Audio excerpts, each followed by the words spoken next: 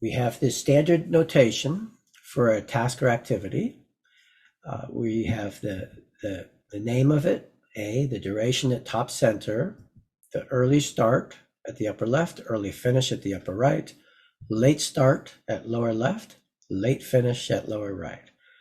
So for example, here we have a task D. It's going to start at the very beginning of the project, the beginning of day 1, and we're going to work all of days 1, 2, and 3 and finish at the end of day 3. So the upper left is the beginning of day 1, the upper right is the end of day 3. And then for whatever reason, we could start a day later, beginning of day 2, and then we'd work all of days 2, 3, and 4, finishing at the end of day 4. And that difference from the upper left to the lower left is the float. It's a day of delay we could incur without delaying the project. And then on the test, a typical question might give you a handful of activities, information about the durations, and information about the relationships, what has to happen first and what follows from there. And so if you work through this carefully, you can construct a topology, which will look something like this. And I find it helpful to get the precedence relationships first, get the topology down, and then go back through and add the durations afterwards. And then double check it, because if you get this topology wrong, everything else will be messed up too. But once you get this down, from here, it's very straightforward to just press through. You're going to do a forward pass and a backward pass and learn a whole bunch of valuable stuff about the project. So I'm going to talk you through how we do that. We start with a forward pass, and we're starting at the beginning of the project, at the beginning of day 1. So task A is working all of days 1, 2, and 3, finishing at the end of day 3. Task R finishes at the end of day 2. Task S can follow immediately after R, and so task S can start at the beginning of day 3, and then task S will work all of days 3, 4, 5, and 6, finishing at the end of day 6.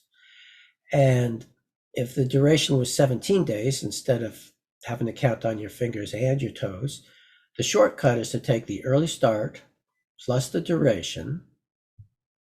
So 3 plus 4 is 7, minus 1 is 6.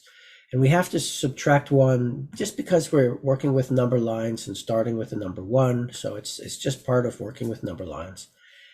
And then we have to be careful at task F, because he's dependent both on A and R. So looking at R, he might think he could start at the beginning of day 3, but looking at A, he realizes he can't begin until the beginning of day 4. A finishes at the end of day 3, so he's going to start at the beginning of day 4. 4 plus 5 is 9, minus 1 is 8. And then T is going to be paced by F, so T is not going to be able to start until the beginning of day 9. 9 plus 11 is 20, minus 1 is 19. So now we've completed the forward pass, and we can see that this project is going to take us 19 days to complete. And now we're going to do the backward pass. So the first thing we do is we move these numbers straight on down. So what we're saying essentially is if we can finish by the end of day 19, we want to finish by the end of day 19. And it's the default. We're going to finish as soon as we can. If you were told that you didn't have to finish until the end of day 23, you could put a 23 here, and then as you work backwards, you'd have float throughout the whole topology. But normally we finish as soon as we can, and now we're going to do the backward pass, pressing on backwards. And I find it easier to work through the critical path first. So it's kind of intuitive. F finished at the end of day 8, so we've started at the beginning of day 9. And now as we work backwards, we do a thought experiment here, and we say, okay, when must F finish out of respect for this late start of the following task? So T must start no later than the beginning of day 9, and so therefore F must finish by the end of day 8. So no difference on this side, there'll be no difference on this side. Now, task S, same thought experiment. When must I finish out of respect for the late start of the following task T? Task T needs to start at the beginning of day 9. Therefore, I must finish task S by the end of day 8. And now I see a difference of 2 from the upper right to the lower right. I'm going to see that same difference of 2 on the left side. And I could check myself by doing the forward pass algebra. 5 plus 4 is 9, minus 1 is 8. So I can see I got everything correct there. And we have 2 days afloat here. We could incur 2 days of delay and still not delay the project. Continuing on backwards, task A has to finish by the end of day 3 in order to F to start at the beginning of day 4. Task R is tricky. If he looks at S, he might think he could finish at the end of day 4. But if he looks at S as in Sierra, but if he looks at F as in Foxtrot, he sees that F must start by the beginning of day 4, and so therefore R must finish by the end of day 3. So he's got to look at his more demanding customer and respect that guy's needs.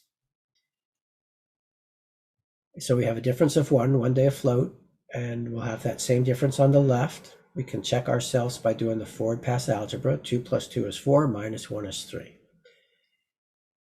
And now, along this path where there's no float, that's our critical path.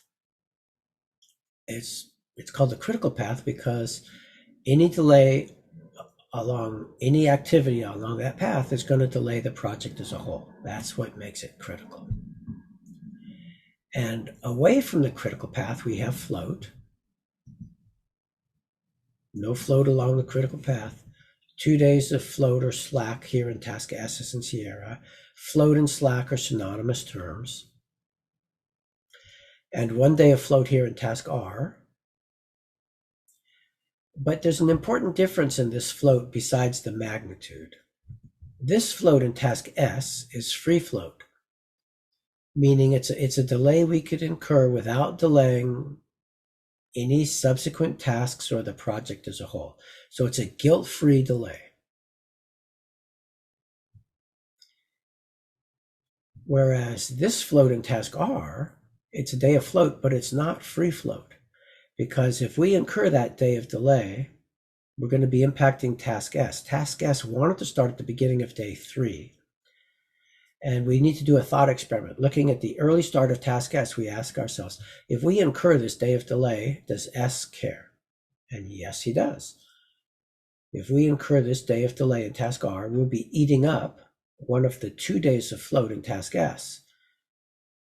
Task S would have to start at the beginning of day 4 and would only have 1 day of float.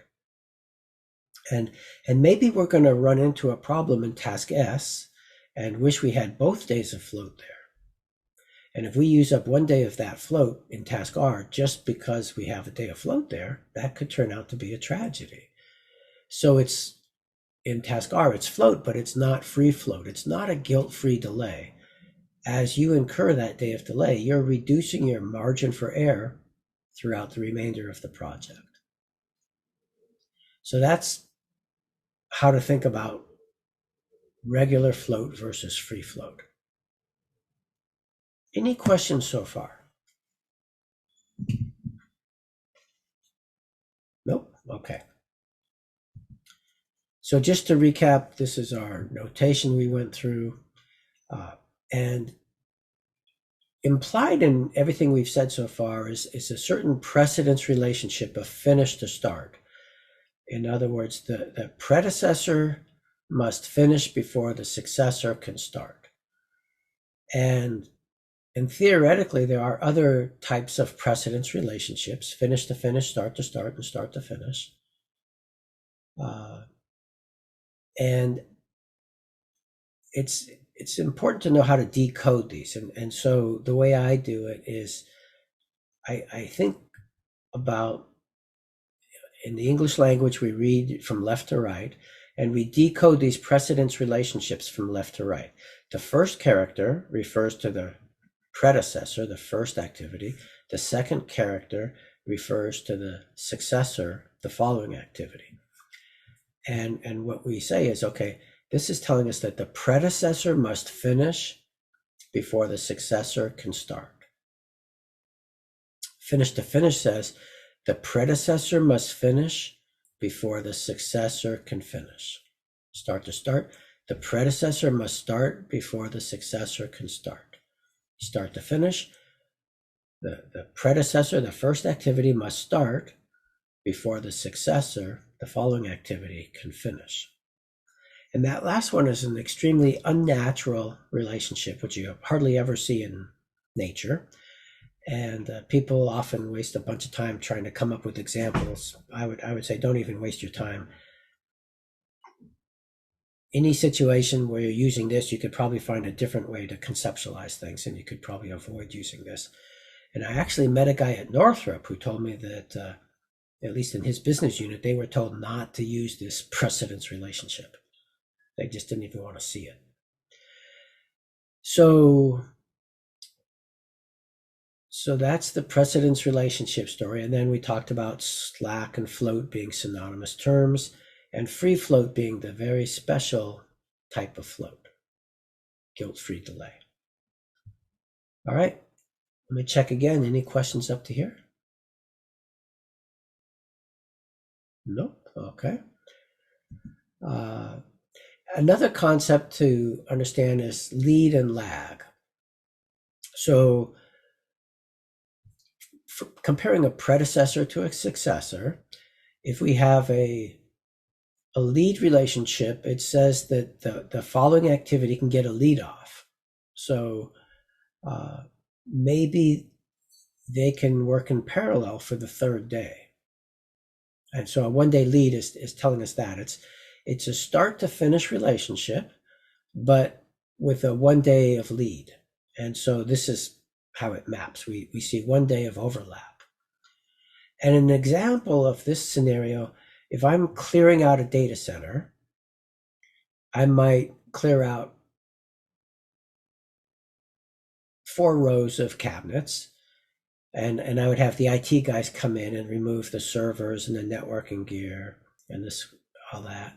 And then as they continue on to the next rows, I'd bring in corporate facilities behind them to clear out the cabinets and the power cables in those first 4 rows, and bring the floor back to broom clean condition while IT is working through additional rows.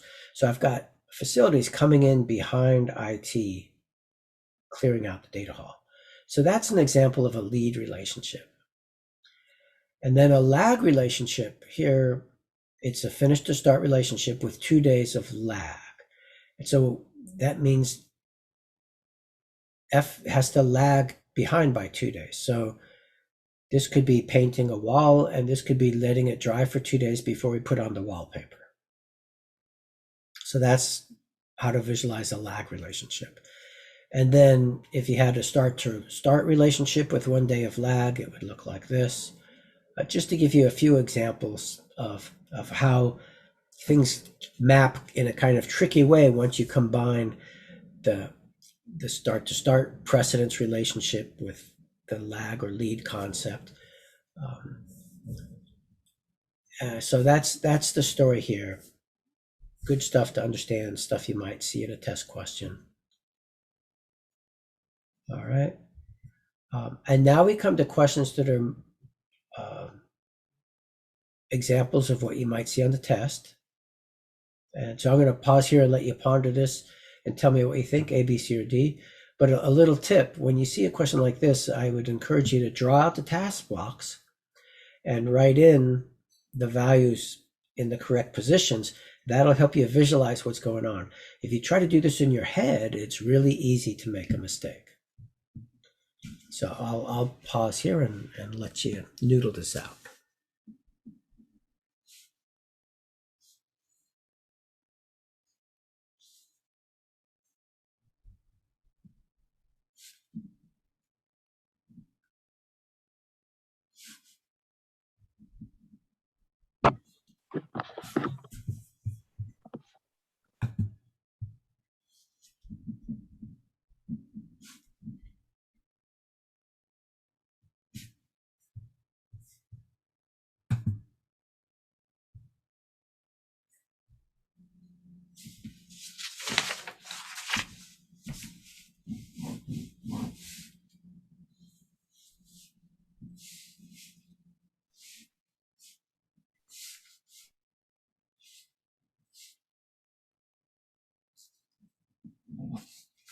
Thoughts here? B, bravo. B, bravo. Very good. Yeah, if you draw out the task box, you'll see that pretty readily. Anybody else struggling with that? Questions? No? Okay. Let's do another one similar. Number 2.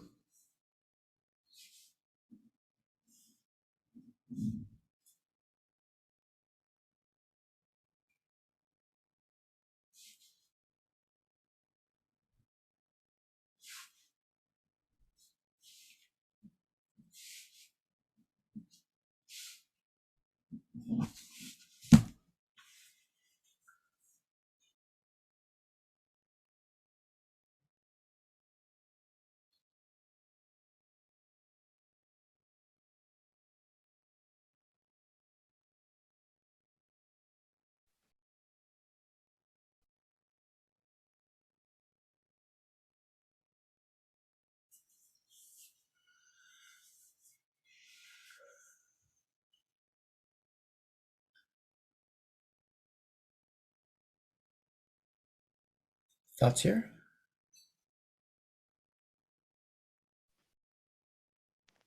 C, Charlie. Hmm.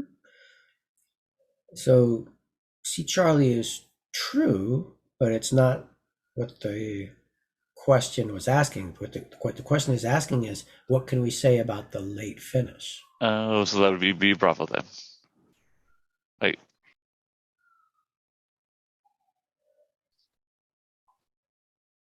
It's 36, isn't it? It is. Very good. 36. That's the answer I was looking for. Yep. So we have I made this hard by shuffling up the order in a bizarre way. The first thing I told you was the early finish is 30. So it's early, so it goes on top. It's finished, so it goes on the right. So upper right is a 30. Late start is a 30. That goes in the lower left. Early start is 24. That goes in the upper left. Now we can see we have a difference of 6 on the left. So we need a difference of 6 on the right. So from the 30, we have to come down to a 36 in the lower right. And that's where the late finish goes, 36. Answer choice D is in delta. So again, drawing this out, draw out the task box, and this is really simple as long as you're very careful to put everything in its correct location. But if you try to do it in your head, it'll go wrong half the time. Okay, very good. On to number 3. Now here, this is a big hairy thing. You wouldn't have to draw this out on the test, but they might draw a big hairy diagram like this and ask you questions about it. So I showed the narrative if somebody was going to give you the narrative and ask you to draw it out, and then I drew it out. But all I'm asking here is, what's the critical path? And there's a shortcut, which I want to tell you. So to identify the critical path, you could do the whole forward pass, backward pass, but that takes quite a bit of time. The shortcut is to look for the path from beginning to end with the longest duration. In other words, if you sum up the durations of the activities across the various paths, which path has the longest duration? And that's going to be your critical path. So with that as a hint, ponder this and tell me what you think.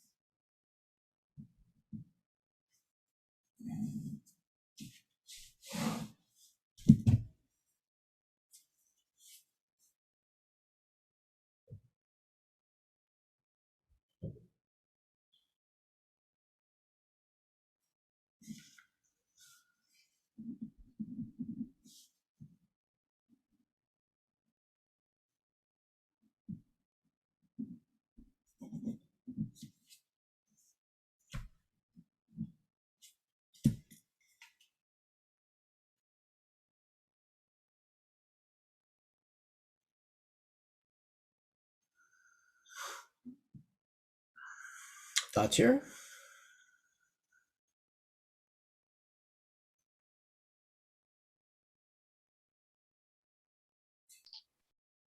B. B Bravo, very good, exactly right. Yep. So this path, ACBEH, has the longest total duration. If you look at these alternate paths, I like to do a little thought experiment. I say, okay, the 1 plus the 4 is 5. That's less than the 6. And here, the 3 plus the 4 is 7, and that's less than the 5 plus 6. So this path has to be the longest. And if we did the forward pass, backward pass, that's what we would also conclude. But it's much, much faster to just visualize, do the math in your head to find that longest path. So that's a valuable shortcut for the test. Okay. Longest path through the topology. All right. Now, same diagram, different question. Actually, even here, same diagram, different question. Ponder this number 4 and tell me what you think.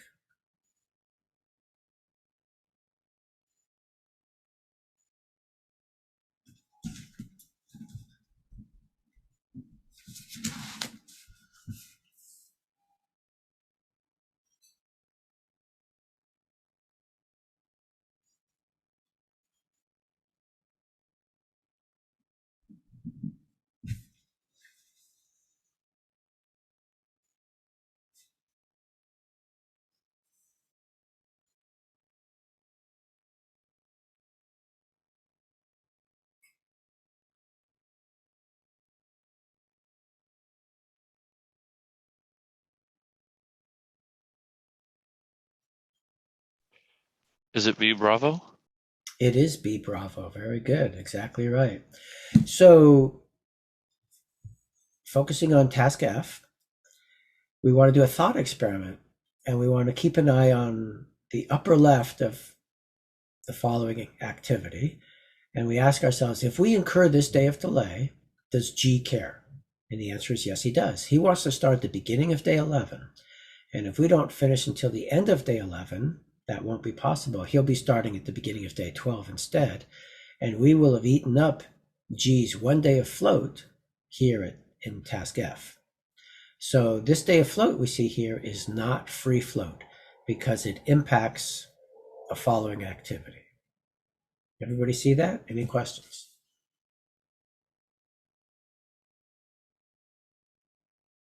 Okay, good.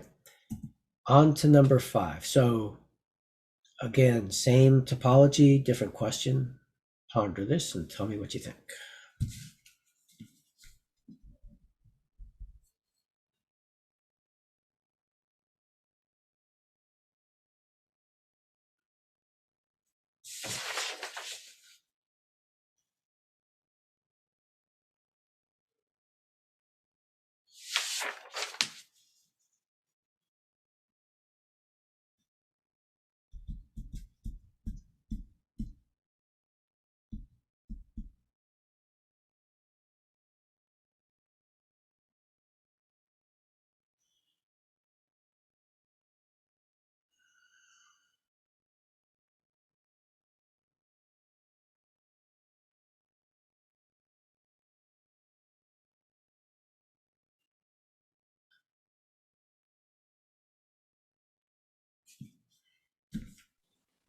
Delta? Hey, Charles. Delta. Charles. Charles.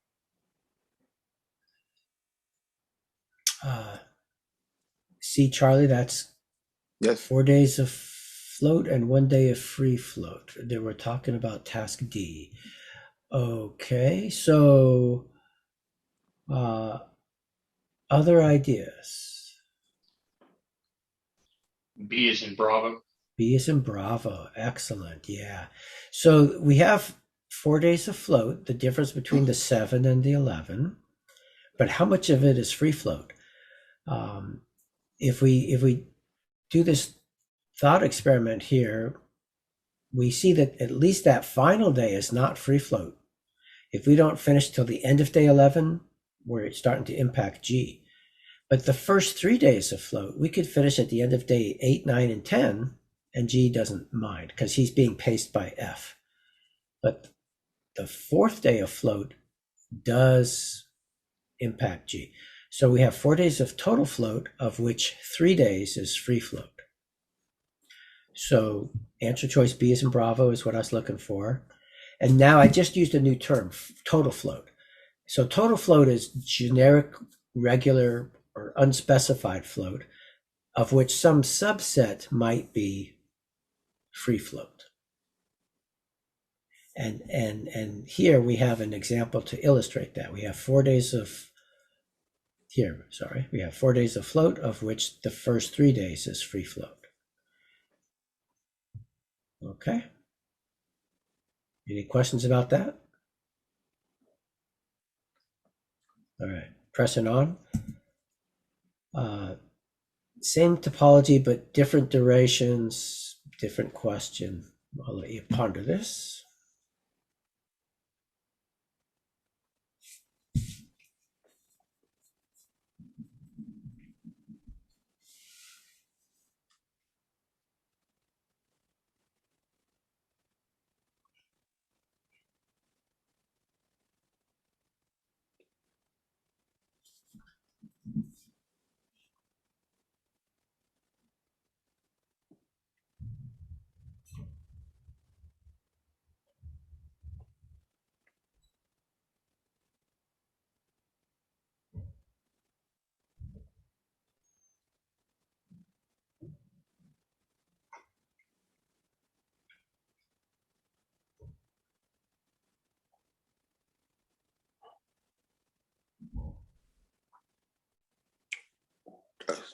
That's you.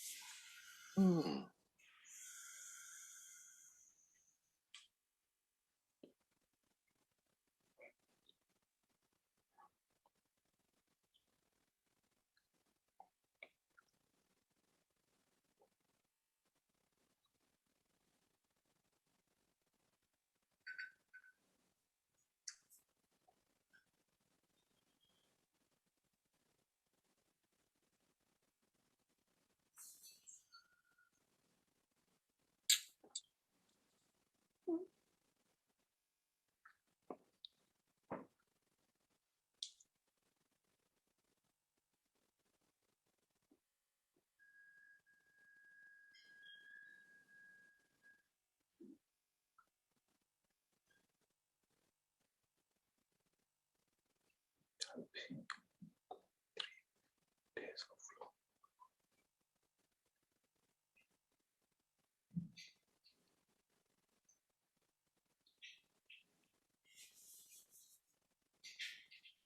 6. 6.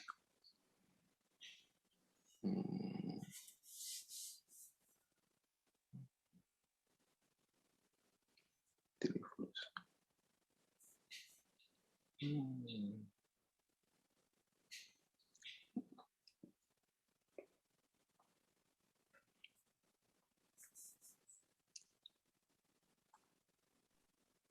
How about Vivo boy.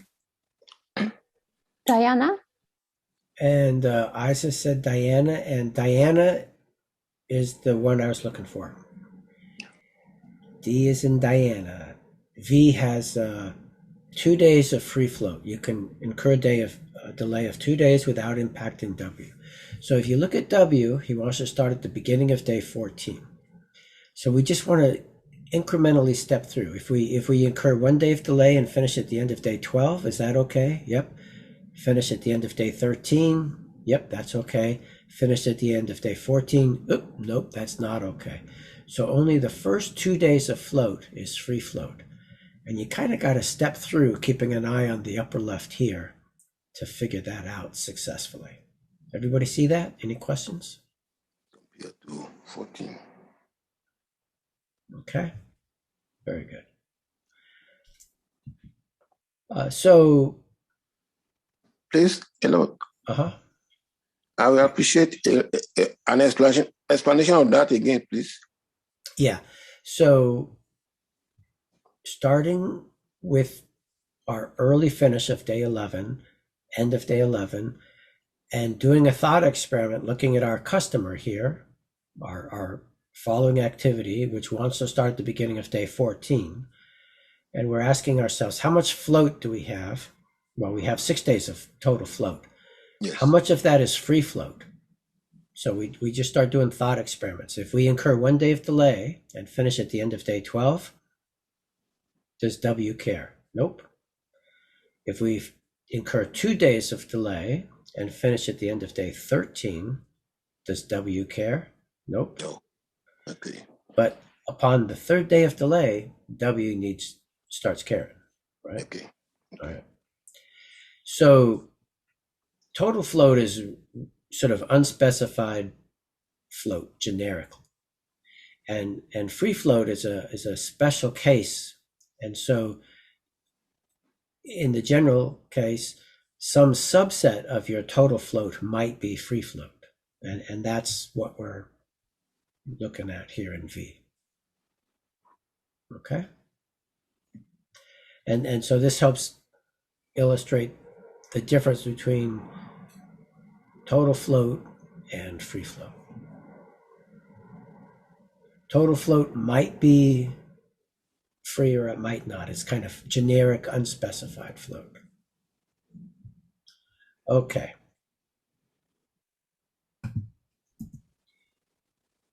Now, here you get a chance writing out a scheduled network diagram yourself. So I'll give you some time to puzzle this out. I'm going to jump up and get another cup of tea, and I'll be right back.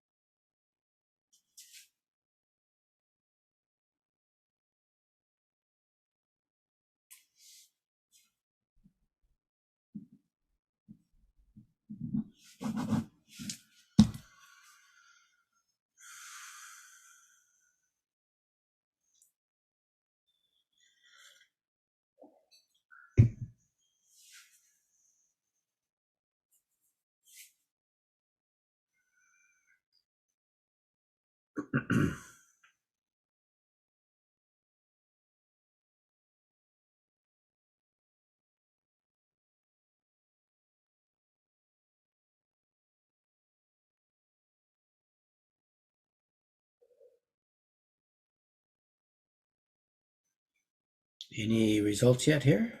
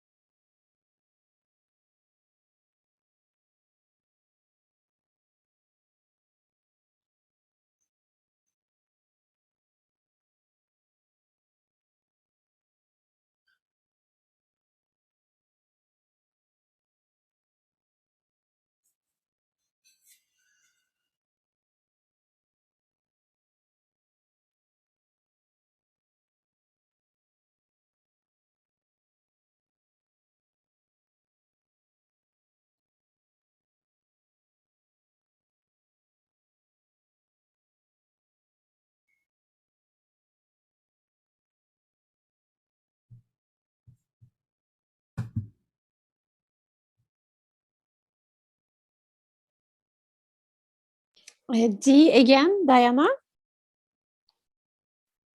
Yeah, excellent. Is it? Very good. So I think I have the solution here. Yeah.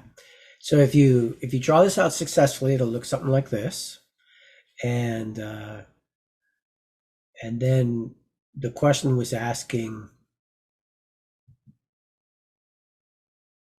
which of these answer choices was correct, and it's D, because task E has 3 days of float, which is free float. In task D, there's 3 days of float, but it's not free float. Because any delay in D is automatically going to impact E. You can only see free float ahead of a point of convergence where the following activity is waiting on something else. You'll never see free float in a position like this, only in a position like this. Okay? Very good. All right. Now, here's another style of question, and I don't want to say anything about it. I just want to let you try to puzzle it out, and then we'll talk about it. So I'll give you some time to work on this.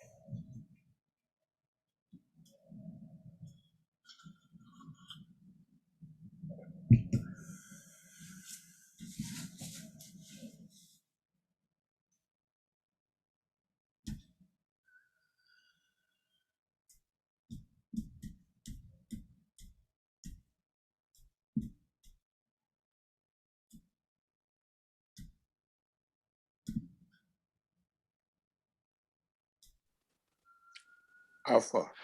B Bravo. B Bravo, that's what I was looking for. B, C, D, F. So this is a whole different presentation style with a tabular format. And if you saw this for the first time on the test, it might throw you for a loop. But once you get used to working with it, a number of students have told me they actually find it easier to work with.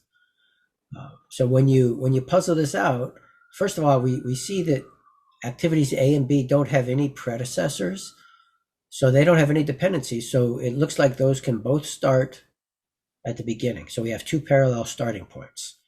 And then C is dependent on both of those, and we work from there. So when you puzzle this out, you'll end up with a topology which looks like this. Well, first of all, here's what the narrative would look like if you were going to see it that way. And here's the topology when you draw it out correctly. And we see how A and B are two parallel starting points. And we don't need to do the forward pass, backward pass, because all we need to do is look for that path through the topology with the longest duration. And it's that BCDF path. Okay?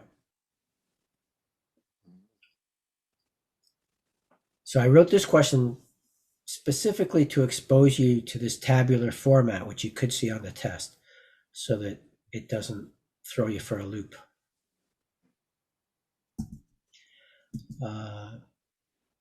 Now, same topology, but now let's go ahead and do the forward pass, backward pass, and then answer this question here.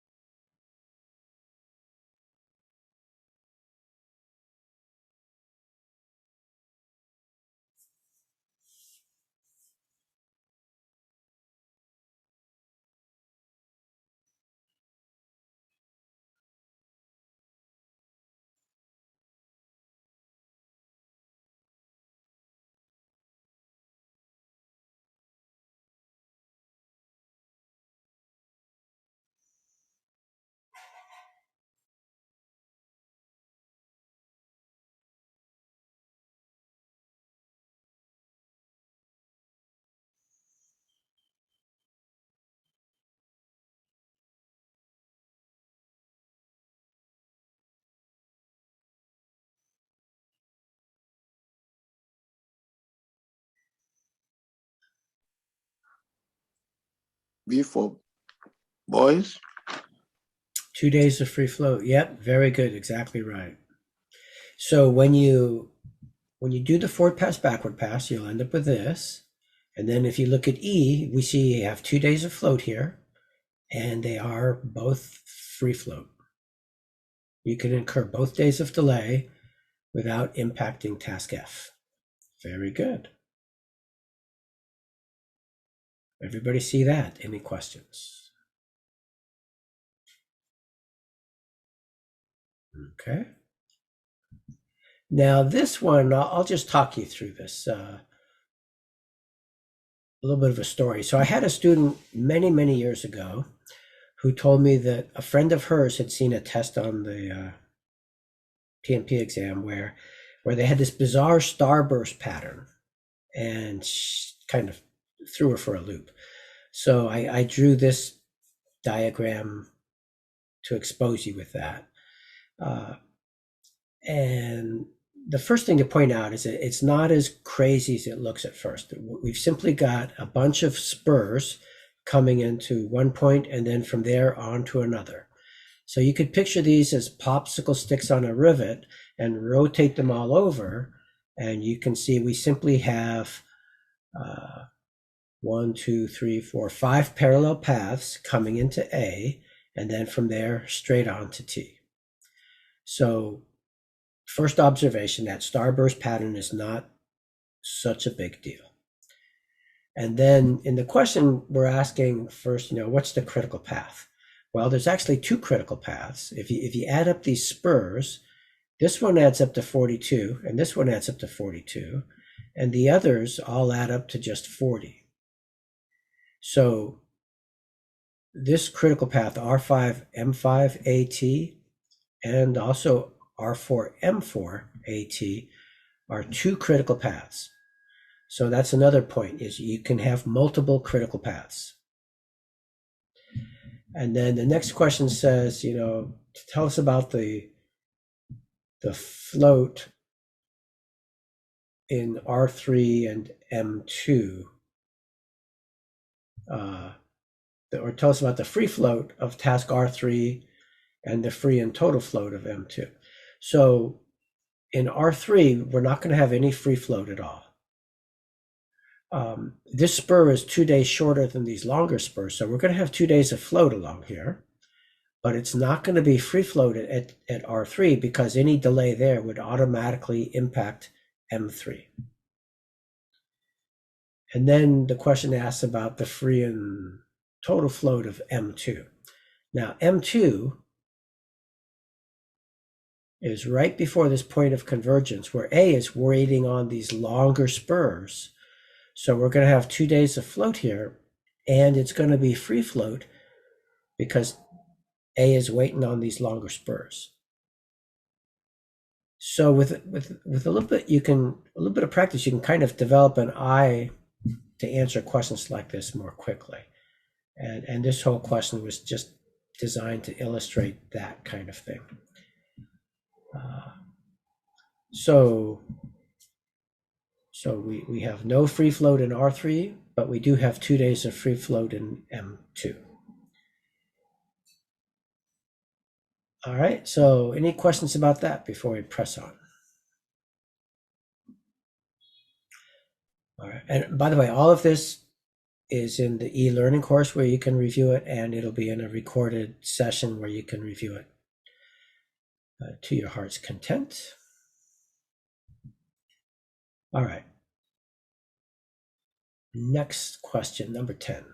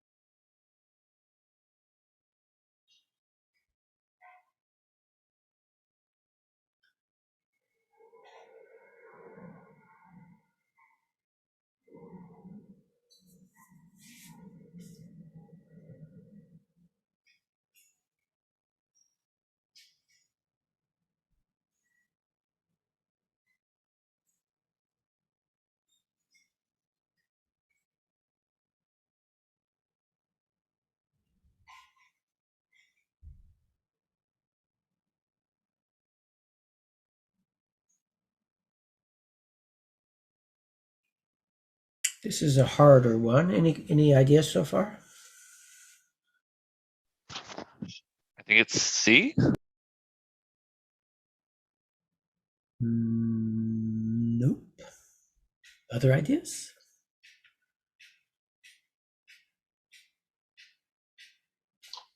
Is it A? No, it's not. So let me show you the answer. This is a pretty hard one.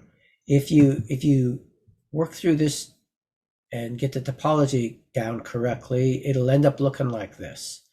So it's hard because we have two parallel starts and we have two parallel ends, and it's kind of tricky to figure out how to deal with those parallel ends. But when we do the forward pass, backward pass, we find that our critical path is along here, and we finish at the end of day 23. And this is hanging here, and it's kind of hard to know what to do down here. So it's helpful to visualize a logical end. and say, okay, well, we're finishing at the end of day 23, and so we would put a 23 here as well. So that kind of helps you visualize and close the loop on this. And then you see you have a difference of 4. You have 4 days of float there. And that's all free float, because you could incur those 4 days of delay without impacting any subsequent tasks or the project as a whole. So it turns out that answer B, as in Bravo, is the correct answer. Task S has 4 days of free float. But it's pretty tricky to see that.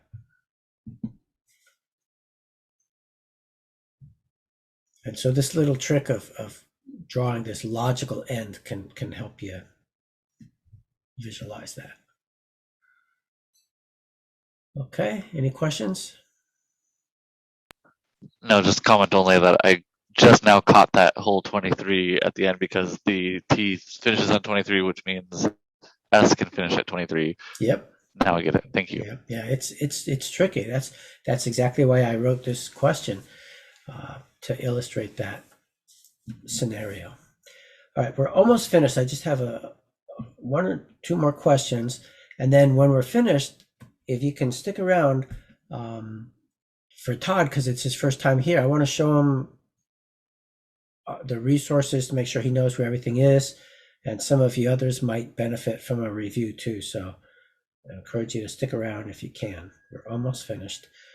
On to question number 11.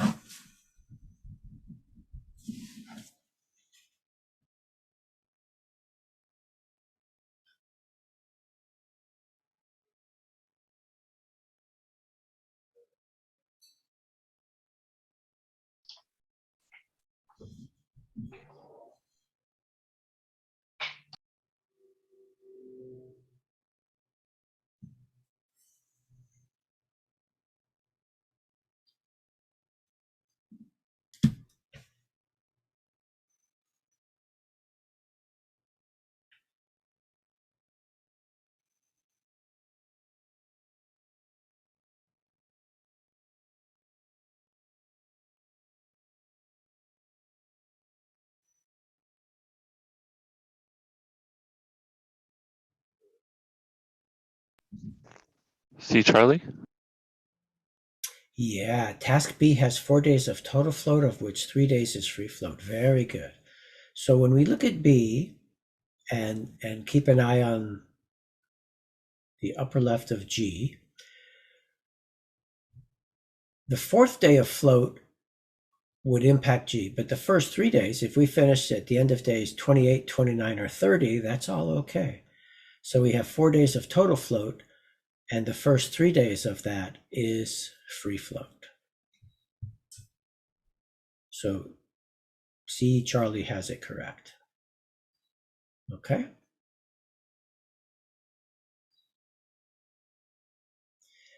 Now, last question.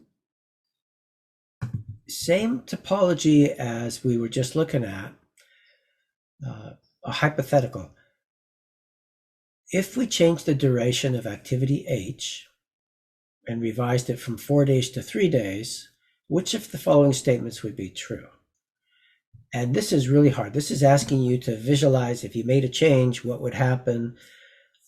So this is kind of a stretch goal question, but just ponder it and see if you can intuitively see your way to an answer here. Okay.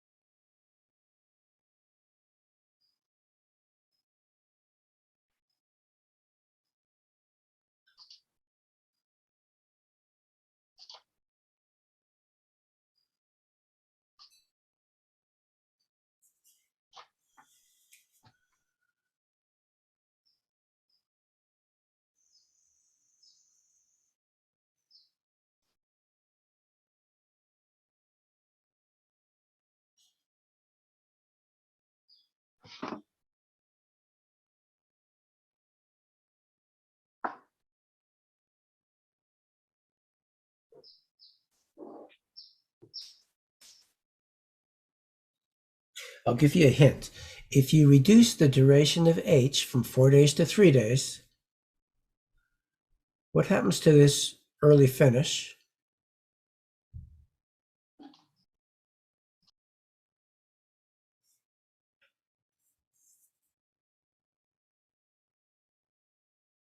And see if that can help you find the answer.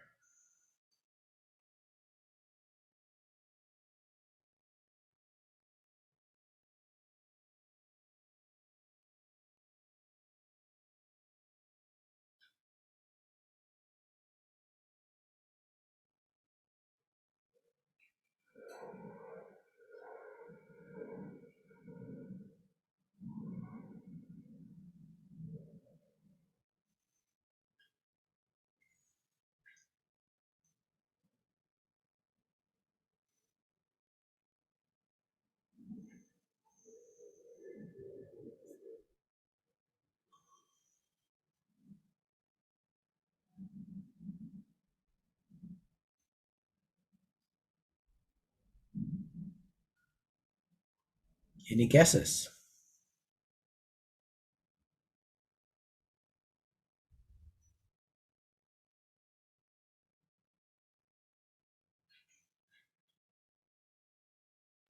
There are two critical parts.